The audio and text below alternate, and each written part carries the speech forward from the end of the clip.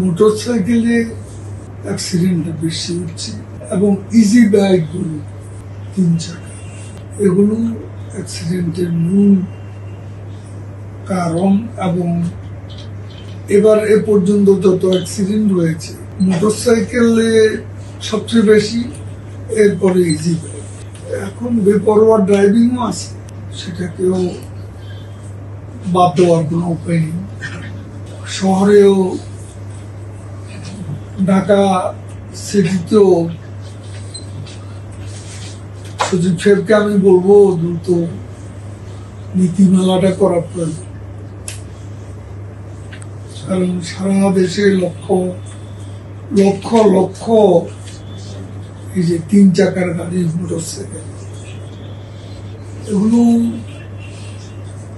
রাস্তার শৃঙ্খলাকে নিদারুণ ভাবে বিঘ্নিত করছে। কাজে এখানে একটা সুস্পষ্ট নীতিমালা থাকা প্রয়োজন। আমি আগেও বলেছি, এখনো বলছি, মানুষের জীবনটা আগে, জীবিকা। বিরোধী দলের একটা ভাষা আছে, সরকারে যারা থাকে তাকে সবসময় বলা হয় নত জন। এটা বিরোধী দলের একটা কমন। আমাদের দেশ তো আছে, কিভাবে নত যান এটা একটু ব্যাখ্যা করে বলুন। কোন কারণে সেন্ট মার্টিনে যে গুলিটা আসছে এটা মিয়ানমার সরকার করে, এটা আরাকান যে রেবেলরা আছে তাদের। ওকে, সেখানে যে জাহাজের কথা বলা হয় সে জাহাজ সরিয়ে নেওয়া।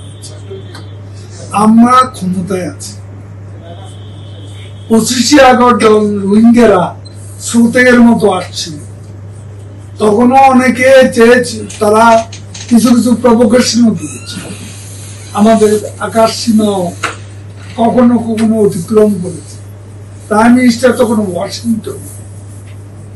আমি 1 মাস ধরে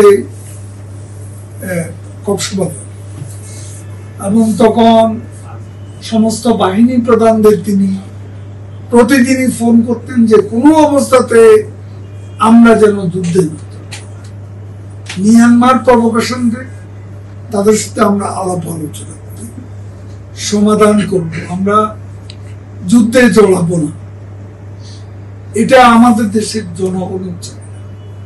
এবং ফখরুল সাহেব যদি যুদ্ধে জড়াতে চান তাহলে এই প্রভোকেশনের ফাঁদে আমরা পড়তে